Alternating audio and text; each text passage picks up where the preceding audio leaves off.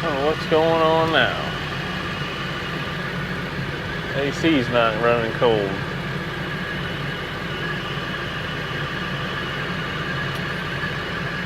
Great. Something else to fix.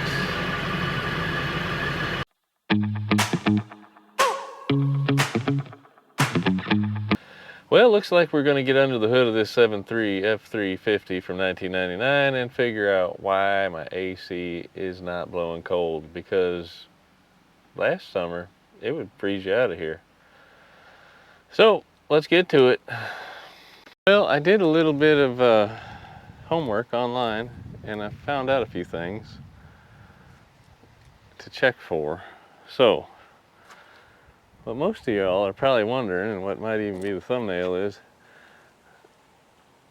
where is the AC clutch relay, the compressor clutch relay? If you don't know what I'm talking about, I'll show you. I'll show you a thing or two about a thing or two. So your air conditioning system in your Ford F350 from 99, and well, just about every other air conditioning system and just about every other car has similar properties. Maybe just not exactly the same things. But the heart of the system is your compressor. And it compresses the refrigerant, in this case R134A, and sends it. It comes in on a low pressure side, goes out compressed on the high pressure side, and here's a sensor. We'll come back to that on the high pressure side. The high pressure side hoses takes it over here in front of the radiator, and if you look through the grill, if you can see through the grill, can you see through the grill? There's a radiator-like thing in there. You probably can't see it, but that would be the condenser. And so as you're traveling down the highway, the air is traveling through that along with the radiator and the air intercooler. Lordy, there's a lot of stuff going on there. Transmission cooler, my goodness. Anyway, don't get sidetracked. The highly compressed refrigerant goes there, gets cooled down by the air flowing over it, and condenses back down into a liquid or something close to a liquid, probably a liquid in most cases, and then comes from there back over to, let's see, that line runs over here, and then there's an orifice, which is just another fancy way of saying a really tiny pinhole that high pressure liquid gets squirted through. And as it squirts through, how do I say this right? It expands rapidly from the high pressure side of that tiny little pinhole to the low pressure side of that tiny little pinhole. It allows it to expand back into a gas, which then is a change of state, a change of pressure that allows it to absorb heat. So then it runs through the little, well, another little radiator looking thing, which would be the exchanger, where your blower is blowing air through that. The heat is being taken out of the air, gets blown into the passenger compartment. And then on the far side of that, it comes back out. Now it's low pressure again. On the low pressure side of the orifice, here's your accumulator where it stores a lot of the Freon, or I mean 134A, whatever. From the accumulator, low pressure, back to the compressor, once again compressing. See, this is, the heat is in the refrigerant all through here and here, and then it loses it through that radiator looking thing called the condenser there, and so then it goes back to do it all over again. So you repeat that process. In order for that to work, your compressor has to work. Otherwise, your blower is just blowing air around inside the cab. It's hot air, no matter what you set your AC on. So that's where I find myself in this process, is I'm getting hot air in the cab, but it would appear that what's not happening is the clutch is not getting a signal, or maybe the coil's bad, but for some reason it's not engaging. So when the engine's spinning, the belt is turning this pulley, but the compressor drive shaft is attached to this clutch, and as you can see the little gap there, the pulley turns without the clutch being engaged. So we got to figure out why that's not engaging. So, a little aside, I guess you could call it. On most vehicles I've worked with prior to owning this rig, if your AC clutch isn't engaging, there's a couple of things that could be wrong. For one, basically the electromagnet in the coil, in the clutch, they call it a coil. It's basically an electromagnet. When it gets powered, it makes magnetism, which pulls that clutch. Here, let me show you it instead of my mug.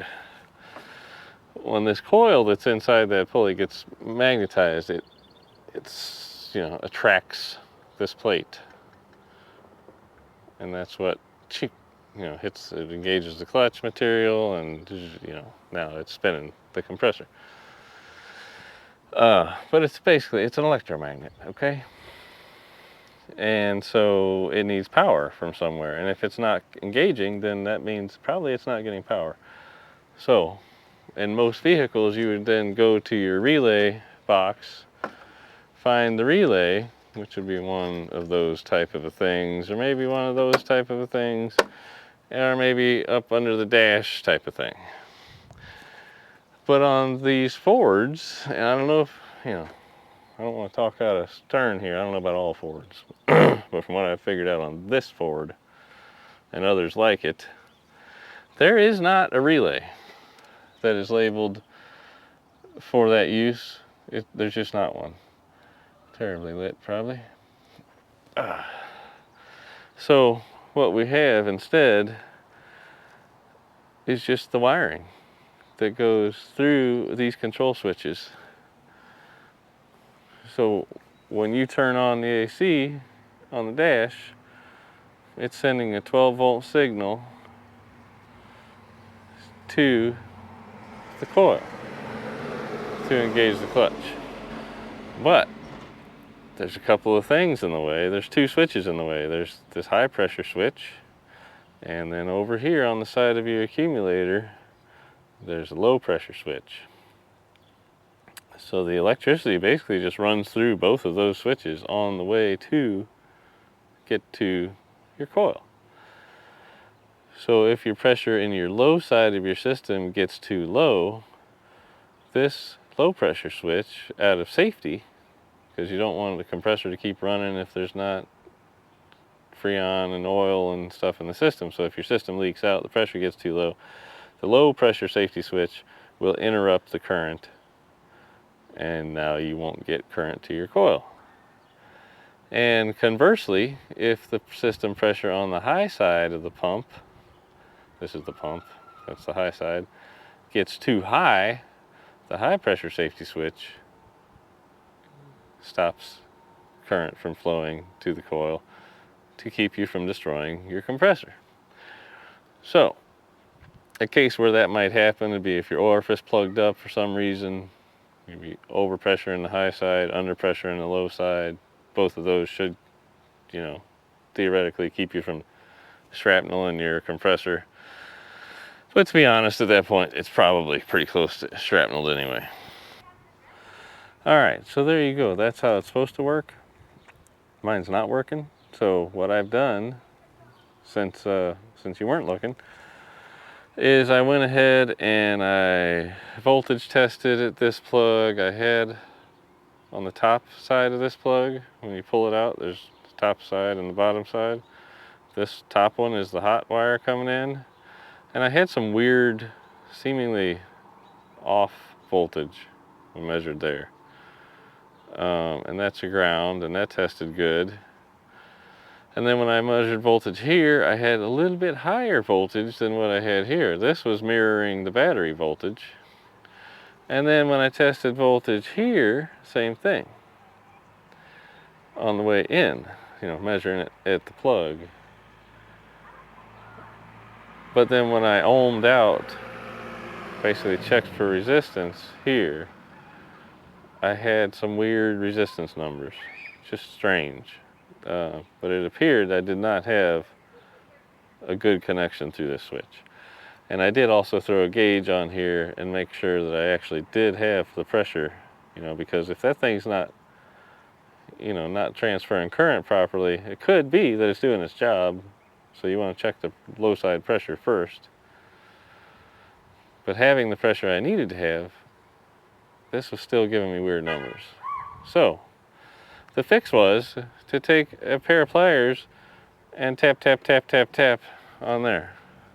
And now everything's working. Now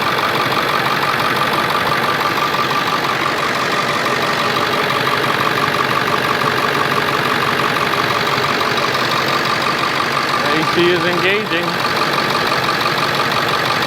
All it took was tap, tap, tapping on that.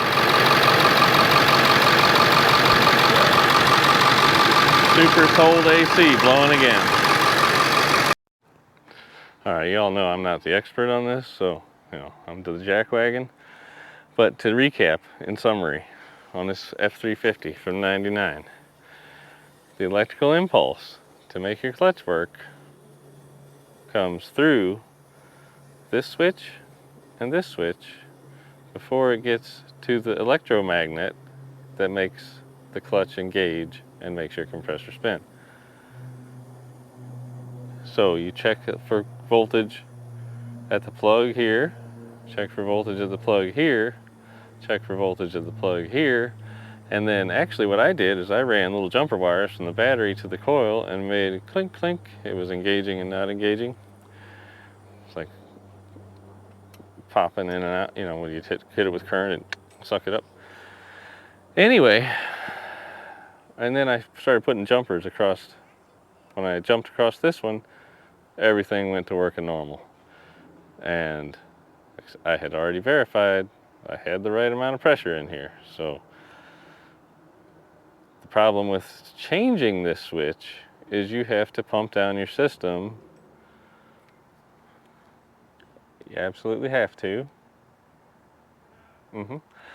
And then you got to vacuum it down after you change that. You got to refill it. That's all money. That's all money. But to grab my pliers and tap, tap, tap it on there and get that sticky switch to unstick, I mean, it's a happy clam now. Everything's working right, and all it really needed was tap, tap, tap on that one. And, until it decides to get stuck again. And then if it really starts to be a pain, I probably, since I know the pressure's good, for a short-term fix, I could just put a jumper wire into that plug and leave it unplugged and maybe just zip tie it up here. Of course, you're running the risk of, if you do develop a leak, if you're overriding that safety switch, you could lose pressure and tear up your pump. But in the event that you lose pressure, it's probably a seal on your pump that went out anyway, your compressor pump, so it's whatever, 6 one, half dozen the other. That's what I figured out today. Hope y'all are having a great day. I'm going to get on to doing the other things that I was planning to do when I walked out here. This wasn't really on the plan, but I saw the opportunity to maybe clarify, because I spent hours, half a day, trying to figure out which relay was the right one, why I wasn't getting signal there, before I actually found source material that helped me understand what is actually going on under here. Because if you're looking up a video on a GM anything, it's gonna show you where the relays are that control that. So no such thing on this truck. Better or worse, whatever, that's just the way it is. So anyway, like I said, hope you're having a great day. Go ahead and click that like and subscribe if you found this useful at all. Hopefully you did. Hopefully it saved you some head scratching and pain. We'll try to thumbnail it to where it'll be easy to find when you go to working on one of these, because if you're trying to chase it, the traditional where's my bad relay way, it's going to take you a while to get there. All right, catch you soon. Bye.